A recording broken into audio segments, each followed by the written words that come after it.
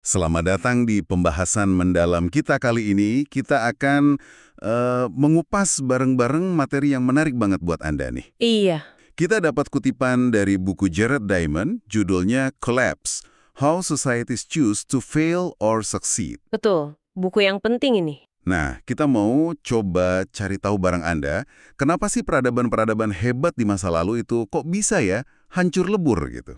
Itu pertanyaan besar memang. Buku ini fokusnya ke faktor lingkungan, tapi yang lebih krusial lagi sebenarnya bagaimana respons masyarakatnya sendiri. Respon terhadap tekanan lingkungan itu ya? Iya, terhadap tekanan itu. Apakah mereka, katakanlah, memilih jalan menuju kegagalan, atau justru, ya, keberhasilan. Itu intinya. Oke, jadi misi kita bareng Anda hari ini ya menggali inti argumen Diamond ini. Kita lihat contoh-contohnya nanti. Banyak contoh menarik di buku itu. Iya kan? Dari nasib peternakan modern di Montana yang dibandingin sama North Greenlandia yang hilang itu. Terus misteri patung Pulau Paskah. Sampai Anasazi dan Maya juga. Nah iya, pelajaran apa sih yang bisa kita tarik buat zaman sekarang ini? Diamond itu pakai metode perbandingan, jadi dia melihat pola di banyak masyarakat berbeda. Dia punya kerangka analisis, ada 5 faktor utama. 5 faktor, apa aja tuh? Pertama, kerusakan lingkungan yang dibuat sendiri. Kedua, perubahan iklim. Ketiga, hubungan sama tetangga, ini bisa musuh ya. Bisa juga kawan dagang kan? Betul, teman dagang juga masuk hitungan. Dan yang terakhir, nah ini dia, respon masyarakat itu sendiri terhadap semua masalah tadi. Siap kita mulai kubas. Siap, kita mulai dari mana nih? Mungkin cerita pembuka yang di prolog buku itu ya, yang langsung bikin mikir. Oh, perbandingan 2 peternakan itu ya? Bagus. Ya. Anda bayangin ya, ada 2 peternakan. Satu di Montana, Amerika Serikat, zaman sekarang. Sukses gitu. Modern, maju. Satunya lagi, peternakan Gardar namanya. Ini punya bangsa Norse di Greenland. Tapi udah ditinggali 500 tahun lalu. Lenyap begitu aja. Dan yang bikin kaget ya, pas zaman jayanya dulu, 2 peternakan ini tuh mirip banget, luar biasa miripnya. Mirip gimana tuh? Kan beda tempat, beda zaman jauh banget. Mirip luasnya, teknologinya juga untuk ukuran zaman itu ya, teknologi perahnya canggih. Terus status pemiliknya, sama-sama orang penting. Lokasinya juga, wah indah banget di kaki gunung bersalju gitu. Wow, padahal jaraknya ribuan mil dan ratusan tahun ya. Justru itu, makanya muncul pertanyaan kunci kan? Nah, ini dia pertanyaannya. Kok bisa nasibnya beda jauh banget? Kenapa Gardar dan masyarakat North Greenlandia, yang dulu ya pasti kelihatan jaya banget lah ya, akhirnya runtuh? Padahal waktu itu mungkin nggak kebayang sama sekali bakal runtuh. Iya, sama kayak kita sekarang kan, sulit ya bayangin, negara sekuat Amerika Serikat atau peternakan modern di Montana gitu bisa ambruk? Nah, ini nyambung ke definisi keruntuhan menurut Diamond. Ini penting dipahami dulu. Oke, gimana definisinya? Jadi keruntuhan itu bukan sekedar penurunan biasa ya. Ini benar-benar penurunan drastis. Drastis dalam hal jumlah penduduk dan juga kompleksitas. Kompleksitas sosial, politik, ekonomi gitu. Betul, di wilayah yang cukup luas dan berlangsung untuk waktu yang lama. Pokoknya ini bentuk kemunduran yang ekstrim. Dan contohnya banyak banget ya di sejarah. Diamond nyebutin beberapa kan? Banyak sekali, ada Anasazi dan Cahokia di Amerika Utara, kota-kota Maya di Amerika Tengah, terus Moche dan Tiwanaku di Amerika Selatan. Eropa juga ada. Ada Yunani Mycenaean, Kreta Minoan, terus Great Zimbabwe di Afrika, Angkor Wat dan Harappa di Asia. Dan yang tadi kita sebut, Pulau Paskah sama North Greenlandia. Iya, yang ikonik itu. Mungkin kita bisa bedah beberapa kasus ya, biar polanya lebih kelihatan jelas buat Anda. Boleh. Mulai dari mana? Kita mulai dari yang modern dulu aja, justru kontrasnya menarik di situ. Montana, Amerika Serikat. Montana? Kok Montana? Itu kan tempatnya koboi. Alamnya masih bagus, bagian dari negara kaya raya lagi. Kenapa malah itu yang dibahas? Nah, justru itu intinya. Diamond sengaja pilih Montana buat nunjukin kalau masalah lingkungan yang serius itu, bukan cuma cerita masa lalu. Oh, bukan cuma masalah negara miskin atau peradaban kuno gitu ya? Tepat, ini relevan buat kita semua, termasuk Anda di masyarakat modern dan kaya sekalipun. Montana, walaupun kelihatan kaya dan alami, ternyata punya masalah lingkungan dan sosial yang, cukup pelik. Oke. Masalah apa aja emangnya di sana? Pertama, warisan dari pertambangan. Itu limbah beracun dari tambang tembaga besar, kayak di Butte, itu jadi masalah jangka panjang banget. Berpuluh-puluh tahun gitu? Bisa jadi, Terus ada kasus menarik, tambang Pegasus Zortman Landusky, perusahaannya bangkrut, tapi sebelum bangkrut malah bagi-bagi bonus ke direksinya. Terus biaya pembersihannya gimana? Nah itu dia, ditinggalin gitu aja. Biaya pembersihannya sekitar 22 juta dolar, akhirnya ya ditanggung pembayar pajak. Ini nunjukin banget gimana konflik kepentingan antara perusahaan sama publik bisa terjadi. Wah, parah juga ya. Selain tambang ada lagi. Ada soal hutan dan air. Iklim Montana kan dingin kering ya, jadi industri kayunya sebenarnya kurang kompetitif dibanding wilayah lain. Terus masalahnya apa? Kebakaran hutan di sana itu malah makin parah gara-gara kebijakan pemadaman api selama puluhan tahun. Ironis kan? Loh, kok bisa? Bukannya bagus kalau api dipadamkan? Iya, tapi ternyata kebijakan itu malah bikin bahan bakar, kayak ranting kering, pohon kecil, numpuk di lantai hutan. Jadi sekali kebakar, apinya jadi lebih besar dan susah dikendalikan. Terus soal air, banyak bendungan tua dari seabad lalu yang kondisinya rawan jebol. Waduh, Belum lagi ada polusi air asin dari pengeboran gas metana di negara bagian tetangga, Wyoming, yang ngalir ke Montana. ya ampun. Kompleks banget ya masalahnya. Dan itu belum selesai. Ada juga masalah spesies invasif. Contohnya gulma namanya spotted knapweed. Asalnya dari Eurasia. Itu ngerugiin gimana? Wah, itu mengurangi pakan ternak, merusak tanah. Kerugian ekonominya bisa lebih dari 100 juta dolar setahun. Nah, yang menarik, semua tekanan lingkungan ini tuh saling terkait sama konflik sosial di sana. Konflik sosial. Antara siapa? Antara katakanlah penduduk lama yang ekonominya bergantung sama tambang, kayu, pertanian yang lagi menurun, sama pendatang baru. Pendatang baru yang cari apa? Biasanya cari gaya hidup, rekreasi, mereka punya uang, beli tanah, bangun rumah mewah. Akibatnya harga tanah meroket. Petani-petani tua jadi susah bertahan, kadang terpaksa jual tanah mereka yang udah jadi semacam dana pensiun. Jadi ada gesekan gitu ya? Banget, ada antagonisme terhadap pendatang kaya ini. Jadi intinya, bahkan tempat sekaya dan seindah Montana pun nggak kebal dari masalah lingkungan dan sosial yang saling terkait erat. Ini pelajaran penting pertama buat kita renungkan. Oke, paham. Sekarang dari Montana kita terbang jauh nih katanya. Iya, kita ke tempat yang mungkin paling terisolasi di dunia, Pulau Paskah. Anda pasti familiar lah ya sama patung-patung Moai raksasanya itu. Iya dong, itu kan misterius banget. Gimana coba cara mereka mindahin patung segede itu, puluhan ton beratnya? Nah itu dia misterinya. Dan jawabannya ternyata terkait erat banget sama lingkungan mereka yang berubah total. Berubah gimana maksudnya? Dulu pulau itu ternyata hutan lebat banget. Ada pohon palem raksasa, jenis-jenis pohon lain yang sekarang udah punah di sana.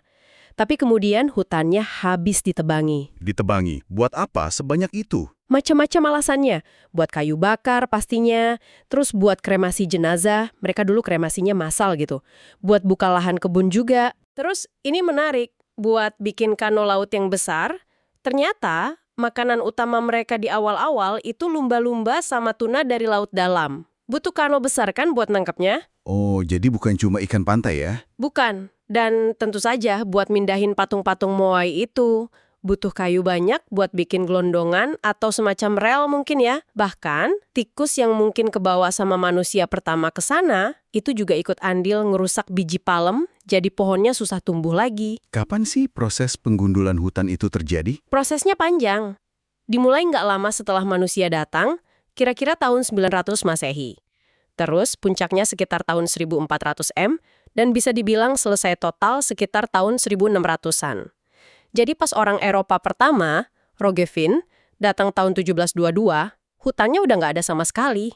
Terus akibatnya gimana buat masyarakatnya? Pasti parah ya? Fatal, benar-benar fatal.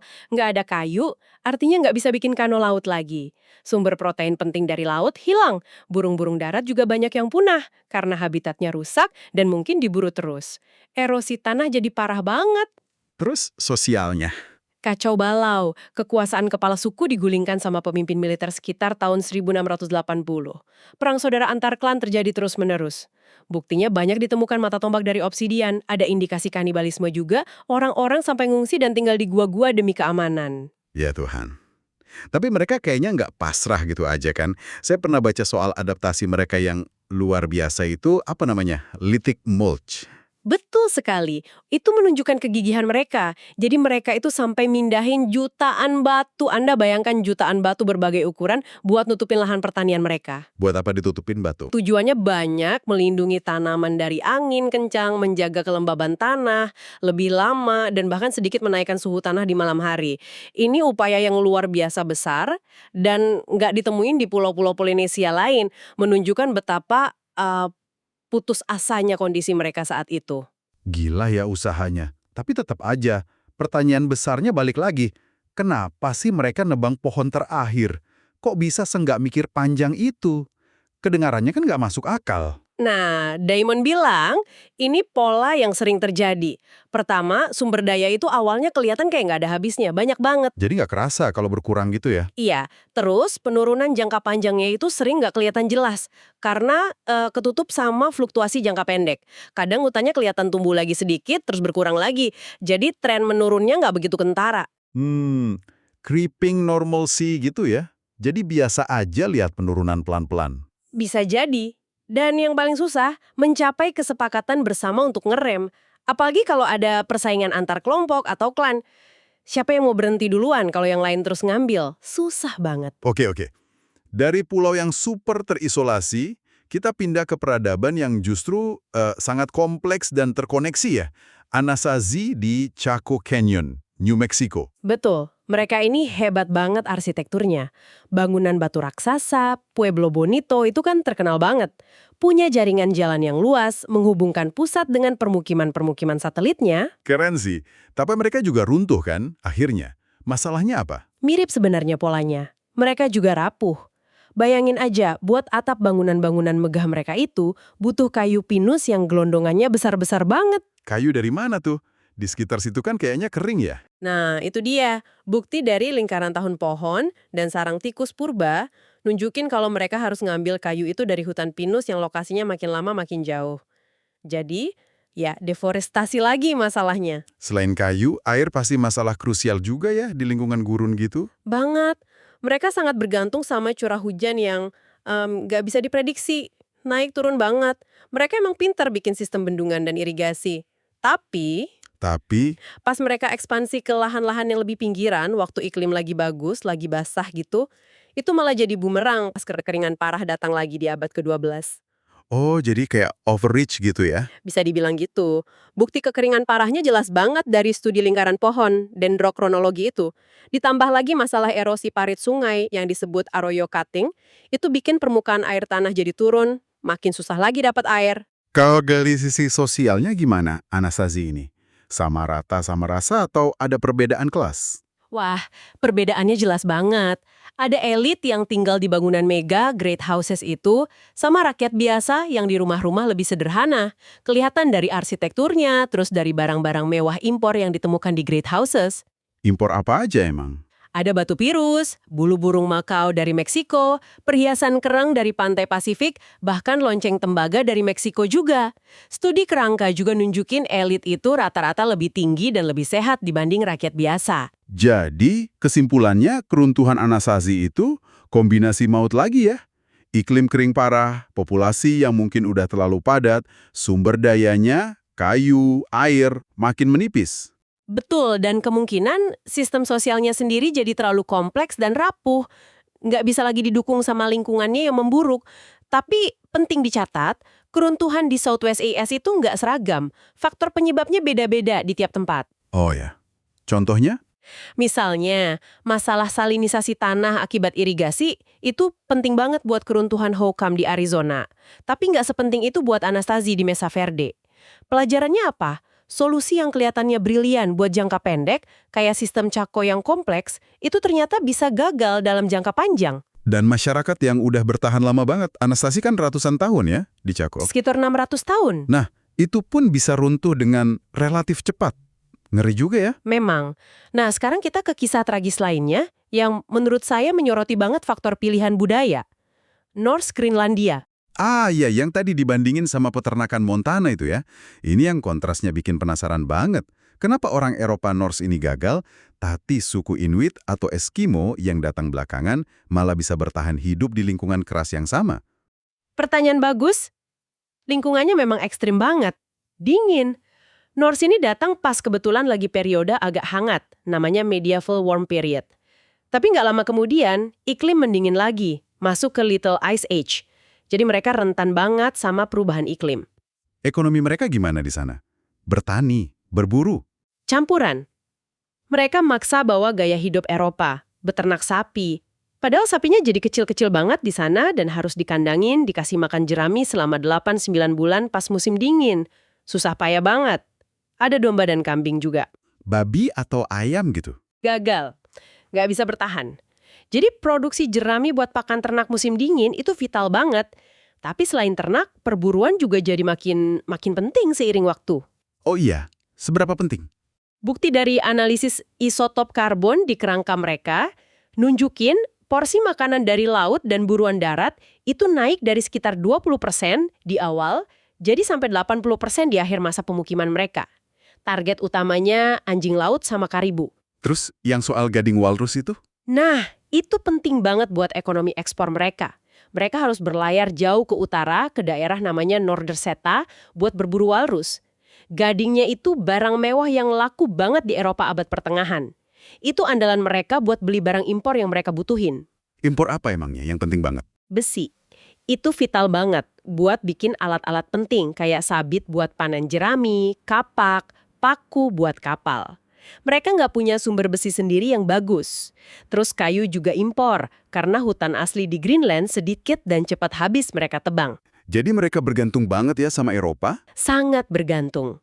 Nah, ketergantungan ini jadi masalah, tapi mereka juga merusak lingkungan lokal mereka sendiri. Deforestasi lagi. Iya, deforestasi buat bangunan, kapal, kayu bakar, dan terutama, ini penting, buat bikin arang.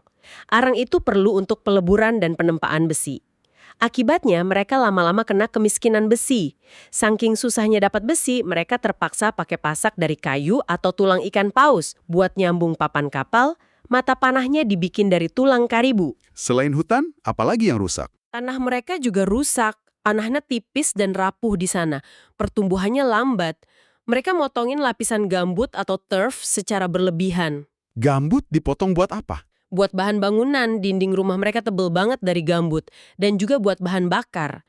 Akibatnya, lahan produktif buat gembala ternak atau tanam jerami jadi makin berkurang dan rusak. Oke, jadi lingkungannya rusak, iklim mendingin, tergantung sama Eropa. Tapi tetap, kenapa mereka nggak coba belajar atau tiru cara hidup Inuit? Kan Inuit lebih jago tuh bertahan di Arktik, punya teknologi kayak perahu kayak atau cara berburu anjing laut di atas es yang efisien. Nah, ini dia faktor krusialnya menurut Diamond. Budaya dan identitas. Orang Norse ini identitas Eropanya, identitas Kristennya, itu kuat banget. Mereka kayaknya ngotot mempertahankan gaya hidup Eropa mereka. Ngotot gimana maksudnya? Yaitu beternak sapi perah, padahal susah banget. Bangun gereja-gereja batu yang besar dan megah. Pakai gaya busana Eropa. Mereka mungkin banget ngelihat teknologi Inuit, tapi secara sadar memilih untuk tidak mengadopsinya. Kenapa? Dianggap rendah atau pagan gitu. Bisa jadi. Dianggap nggak sesuai sama identitas mereka sebagai orang Eropa Kristen yang beradab. Bahkan ada dugaan mungkin ada semacam tabu budaya buat makan ikan secara besar-besaran. Padahal ikan di fjord itu melimpah. Aneh kan? Jadi semacam gengsi atau kekakuan identitas itu jadi salah satu faktor utama kegagalan mereka. Bisa dibilang begitu. Itu faktor penting yang menghambat adaptasi. Jadi coba Anda gabungkan semua. Iklim yang makin dingin bikin pertanian gagal dan laut sering membeku, ganggu pelayaran dan perburuan laut. Terus kerusakan lingkungan lokal yang mereka sebabkan sendiri, putusnya atau berkurangnya kontak dan perdagangan dengan Eropa. Pasar gadingnya jatuh juga kan? Iya, pasar gading walrus jatuh karena kalah saing sama gading gajah dari Afrika. Dan ada masalah wabah dan politik di Norwegia sebagai negara induk mereka. Ditambah lagi kemungkinan konflik dengan suku Inuit yang mulai masuk ke wilayah mereka. Dan terakhir, yaitu tadi, keengganan mereka buat beradaptasi karena identitas budaya yang kaku. Lengkap sudah ya resep kegagalannya. Akhirnya mereka lenyap. Pelan-pelan. Permukiman di wilayah barat ditinggalkan sekitar tahun 1350-an. Bukti arkeologi di satu situs Farm Beneath the Sands nunjukin tanda-tanda kelaparan atau kedinginan di musim semi terakhir mereka. Permukiman timur yang lebih besar menyusul sekitar pertengahan 1400-an. Catatan terakhir ada kapal dari Greenland itu tahun 1410. Setelah itu, senyap. Kisah yang sangat menyedihkan dan memberi banyak pelajaran. Gila sih ceritanya. Semua contoh ini Montana, Pasca, Anasazi, Norse, kayaknya membawa kita ke pertanyaan inti di buku Diamond ya. Kenapa sih masyarakat itu sering banget bikin keputusan yang buruk? Keputusan yang justru menghancurkan diri mereka sendiri. Apa kita emang punya kecenderungan kayak gitu? Diamond mencoba mengurai itu. Dia mengidentifikasi beberapa pola umum kenapa masyarakat gagal mengatasi masalah yang mengancam eksistensi mereka. Ada beberapa jalan menuju kegagalan gitu. Apa aja tuh jalannya? Pertama, kadang masyarakat itu gagal mengantisipasi masalah sebelum masalah itu benar-benar datang atau jadi besar. Gagal antisipasi. Kenapa? Bisa jadi karena mereka nggak punya pengalaman sebelumnya sama masalah itu. Contohnya kayak kolonis Inggris di Australia bawa kelinci sama rubah, nggak nyangka bakal jadi hama parah. Atau bisa juga karena lupa sama pelajaran masa lalu, atau malah pakai analogi sejarah yang salah buat situasi baru. Kayak Norse tadi ya, nggak bisa antisipasi pasar Gading bakal jatuh atau dampak es laut separah itu. Betul, itu kegagalan antisipasi.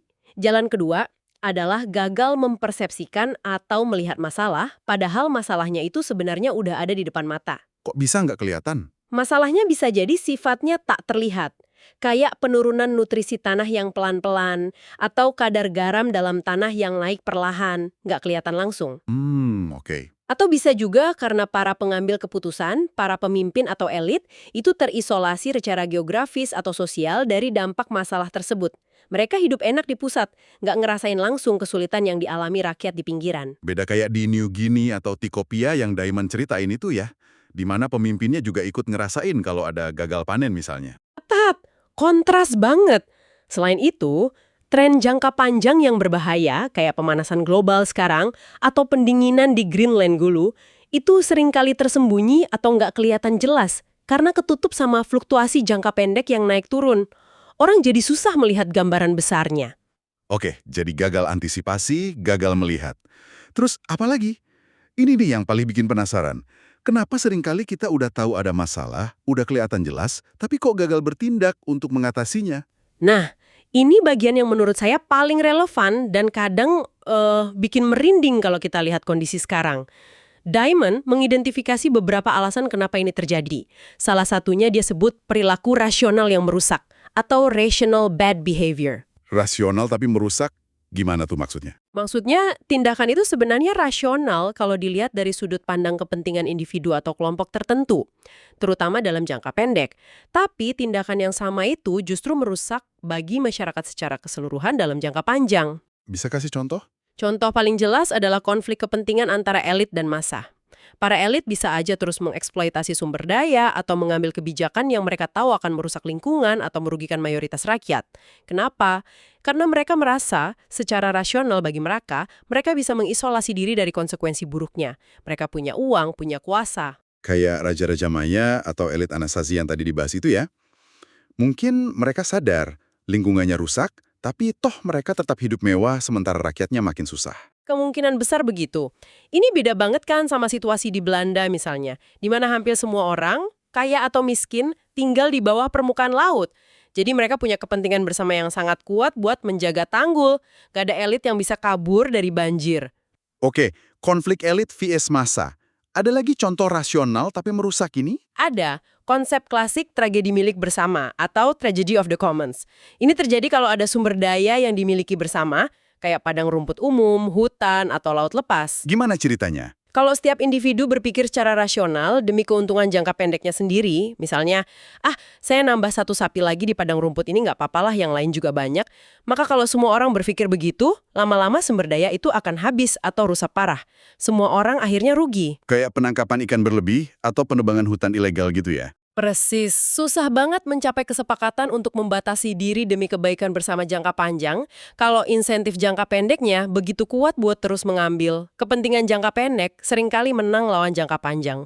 Diamond juga nyinggung soal subsidi yang merusak, perverse subsidiaries, di mana pemerintah malah ngasih dukungan buat industri yang nggak efisien secara ekonomi dan merusak lingkungan. Contohnya? Industri perikanan tertentu, gula di AS, kapas di Australia. Itu seringkali disubsidi padahal merusak lingkungan. Oke, itu yang rasional ya. Terus kalau yang beneran irasional ada nggak? Kenapa kita nggak bertindak padahalnya tahu? Ada juga faktor irasionalnya, misalnya kekerasan kepala. Ngotot mempertahankan nilai-nilai atau tradisi yang sebenarnya udah nggak cocok lagi sama kondisi lingkungan yang berubah. Ingat North Greenlandia tadi? Ya, identitas Eropanya itu ya. Betul. Atau bisa juga penyangkalan psikologis. Kita nggak mau percaya kalau ada masalah serius. Atau ada ketidaksukaan umum terhadap orang yang bawa berita buruk, dianggap pesimis atau bikin panik. Jadi mending diem aja gitu ya? Atau sikap pasrah. Ah, itu kan masalah orang lain, itu urusan pemerintah, nanti juga ada solusinya sendiri. Sikap it's someone else's problem. Waduh, banyak banget ya alasan buat gagal bertindak. Nah, kalaupun udah coba bertindak nih, solusinya sendiri bisa gagal juga kan? Bisa banget. Jalan kegagalan terakhir yaitu upaya untuk mengatasi masalahnya ternyata gagal. Kenapa bisa gagal? Mungkin masalahnya emang di luar kapasitas teknologi atau pengetahuan pada saat itu. Atau terlalu mahal? Atau solusinya terlalu mahal biayanya. Atau upayanya udah telat banget. Atau cuma setengah-setengah, nggak cukup kuat. Dan yang ironis, kadang solusi yang diterapkan malah memperburuk masalah. Ke cerita kodok tebu di Australia itu ya? Nah, itu contoh klasiknya. Dilepas buat basmi hama serangga di perkebunan tebu, malah kodoknya yang jadi hama baru yang lebih parah dan susah dibasmi. Atau kebijakan pemadaman api di AS Barat yang tadi kita bahas, itu juga contoh solusi yang malah punya dampak negatif tak terduga. Gila ya kalau dipikir-pikir, semua pola kegagalan ini rasanya kok relevan banget ya sama kondisi dunia kita sekarang ini. Sangat-sangat relevan. Meskipun teknologi kita udah jauh lebih canggih dibanding peradaban masa lalu, dan dunia kita sekarang terhubung erat lewat globalisasi, tapi pola dasarnya tuh banyak yang mirip. Mirip gimana? Ya, itu tadi. Tekanan akibat menipisnya sumber daya penting, air bersih, tanah subur, ikan laut, tekanan populasi manusia yang terus bertambah, dampak perubahan iklim, dan bagaimana semua kerusakan lingkungan itu bisa memicu ketidakstabilan sosial dan konflik politik. Kita udah lihat kan contoh-contoh modern yang disebut Diamond, kayak genosida di Rwanda, yang ternyata ada kaitan kuat sama tekanan populasi dan degradasi lahan. Atau kontras antara Haiti dan Republik Dominika di pulau yang sama itu ya. Yang satu gundul dan miskin, satunya lagi relatif lebih hijau dan stabil. Betul, itu menunjukkan betapa respon masyarakat dan kebijakan pemerintah itu penting banget. Dan jangan lupa, ketidakstabilan di satu tempat yang jauh sekarang bisa berdampak global. Munculnya terorisme, gelombang pengungsi, penyebaran penyakit. Nah, soal globalisasi ini, jadi ini bisa jadi pedang bermata dua ya? Tepat sekali. Di satu sisi, ini keuntungan besar. Kita sekarang bisa belajar dari kesalahan masyarakat lain di masa lalu atau di tempat lain di dunia saat ini. Kita nggak terisolasi kayak penduduk Pulau Paskah dulu. Informasi menyebar cepat. Tapi sisi lainnya, Masalah juga jadi nggak terisolasi lagi. Polusi udara dari industri di satu negara bisa terbang ribuan kilometer dan jatuh sebagai hujan asam di negara lain. Debu dari gurun di Cina bisa sampai ke Amerika Utara. Racun industri bisa terakumulasi di rantai makanan laut global. Sampai akhirnya termakan oleh suku Inuit di Greenland yang hidupnya jauh dari pusat industri. Jadi resiko keruntuhannya bukan lagi cuma lokal ya? Betul, risikonya bisa jadi keruntuhan global. Keterkaitan ekonomi kita juga luar biasa erat. Krisis finansial di satu negara bisa merembet cepat ke seluruh dunia. Jadi kita nggak bisa lagi mikir, itu masalah mereka bukan urusan kita. Kita semua ada di kapal yang sama sekarang. ini juga nyambung ke dilema soal pertumbuhan ekonomi versus batas-batas planet bumi kan? Semua negara berkembang pasti pengen dong mencapai standar hidup kayak di negara maju, dunia pertama. Wajar sekali aspirasi itu. Tapi kalau kita hitung-hitung secara matematis, kalau 8 atau 9 miliar orang di bumi ini mau konsumsi sumber daya sebanyak rata-rata orang Amerika atau Eropa saat ini, kayaknya planet kita nggak akan kuat deh nampung ya. Nah, itu dia tantangan terbesarnya. Gimana menyeimbangkan antara pembangunan ekonomi, pengentasan kemiskinan, dengan keterbatasan daya dukung planet kita? Ini pertanyaan super sulit. Dan Diamond juga coba menjawab beberapa sanggahan atau keberatan umum yang sering muncul kalau kita bicara soal masalah lingkungan global ini. Oh ya, keberatan kayak gimana tuh? Misalnya, argumen yang paling umum, tenang aja, teknologi pasti akan menyelamatkan kita. Iya, sering dengar itu. Diamond bilang, ya teknologi itu penting dan bisa membantu, tapi teknologi itu seringkali punya sisi gelap atau efek samping tak terduga. Butuh waktu lama juga buat teknologi baru bisa diadopsi secara luas dan merata. Dan seringkali, fokus ke solusi teknologi masa depan itu malah jadi alasan buat nggak melakukan tindakan yang sebenarnya udah bisa dan perlu dilakukan sekarang, dengan cara yang lebih sederhana. Oke, ada lagi sanggahan lain? Ada yang bilang, sebenarnya makanan di dunia ini cukup kok. Cuma masalah distribusi aja yang nggak adil. Gimana tanggapannya? Diamond setuju, distribusi itu masalah besar. Tapi dia juga realistis. Apakah negara-negara kaya di dunia pertama benar-benar punya kemauan politik untuk menanggung biaya pangan negara-negara miskin dunia ketiga secara terus-menerus dan dalam skala besar? Mungkin tidak. Dan kalaupun iya, tanpa dibarengi program keluarga berencana yang efektif, itu bisa memicu dilema Malthus lagi. Populasi makin meledak karena angka kematian turun, tapi angka kelahiran tetap tinggi. Soal makanan hasil rekayasa genetika, GM food gimana? Bukannya itu solusi? Sampai saat buku itu ditulis, fokus utama GM Food itu lebih ke tanaman buat pakan ternak atau industri dan buat pasar negara kaya. Belum benar-benar jadi solusi buat mengatasi kelaparan global di negara miskin, karena banyak faktor lain yang lebih kompleks soal akses dan kemiskinan. Ada juga nih yang sering bilang, lihat dong, kondisi dunia kan sebenarnya membaik, harapan hidup naik, kemiskinan ekstrim turun, dan lain-lain. Optimis gitu. Iya, ada kemajuan di beberapa bidang, itu nggak bisa dipungkiri. Tapi Diamond mengingatkan, angka rata-rata itu seringkali menyembunyikan disparitas atau kesenjangan yang besar. Kesenjangan antara si kaya dan si miskin makin lebar, bahkan di dalam negara maju sekalipun. Jadi nggak semua orang merasakan perbaikan itu. Terus gimana sama argumen prediksi-prediksi kiamat lingkungan itu kan sering banget meleset, cuma bikin panik aja? Nah, Diamond punya analogi bagus buat ini. Dia bandingkan sama alarm kebakaran. Kita semua bisa maklum kan kalau sesekali ada alarm kebakaran palsu berbunyi. Kenapa? Karena kita tahu biaya kalau terjadi kebakaran beneran itu jauh lebih besar daripada biaya gangguan akibat alarm palsu. Jadi maksudnya, Mungkin sedikitnya jumlah alarm palsu soal masalah lingkungan yang terbukti salah itu justru malah pertanda buruk. Artinya mungkin kita selama ini terlalu lambat atau terlalu enggan untuk membunyikan alarm sampai masalahnya udah jadi terlalu besar dan sulit diatasi.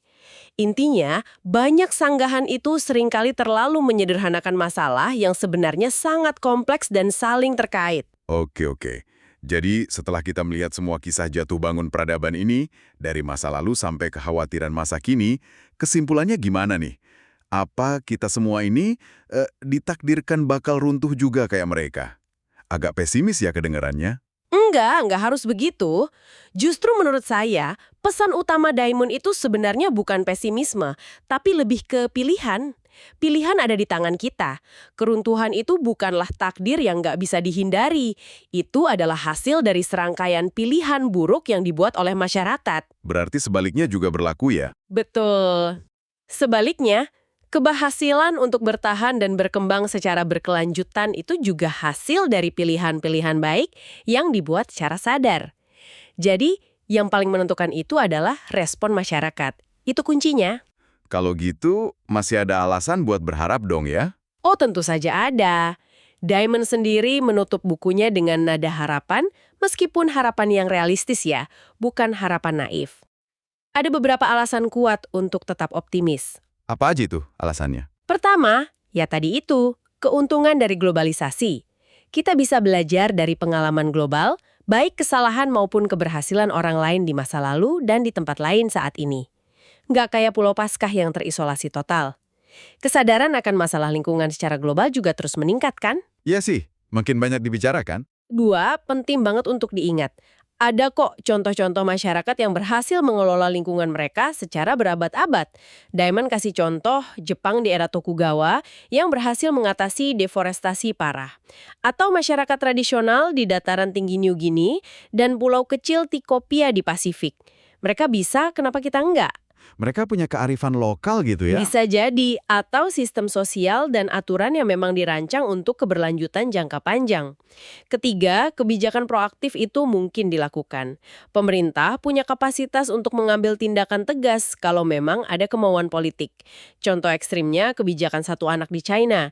Itu menunjukkan pemerintah bisa intervensi kuat kalau dianggap perlu. Tapi nggak harus dari atas ke bawah juga. Bisa dari bawah? Bisa banget. Inisiatif dari bawah, dari komunitas lokal, itu juga penting. Contohnya gerakan Land Care di Australia. Bahkan, peran positif dari dunia bisnis yang tercerahkan itu juga ada. Nggak semua perusahaan jahat kok. Ada contoh perusahaan minyak kayak Chevron di Kutubu, atau tambang Rio Tinto yang berusaha menerapkan standar lingkungan yang lebih baik. Ada juga sertifikasi kayak FSC untuk hutan, atau MSC untuk perikanan yang berkelanjutan. Jadi, harapan itu ada. Oke, jadi kuncinya ada di pilihan dan tindakan kita bersama ya. Nah, ini dia bagian terakhir nih, pertanyaan untuk Anda renungkan setelah mendengar semua ini. Diamond bilang, salah satu kunci keberhasilan itu adalah adanya keberanian untuk mengevaluasi kembali nilai-nilai yang kita pegang teguh. Bahkan nilai-nilai yang mungkin terasa sakral atau udah jadi bagian dari identitas kita. Evaluasi nilai ya. Atau kondisi global saat ini. Kira-kira nilai-nilai apa sih yang dulu mungkin bagus, yang dulu membantu kita maju, tapi kalau kita lihat tantangan lingkungan dan sosial di depan mata sekarang, nilai-nilai itu mungkin malah jadi penghambat.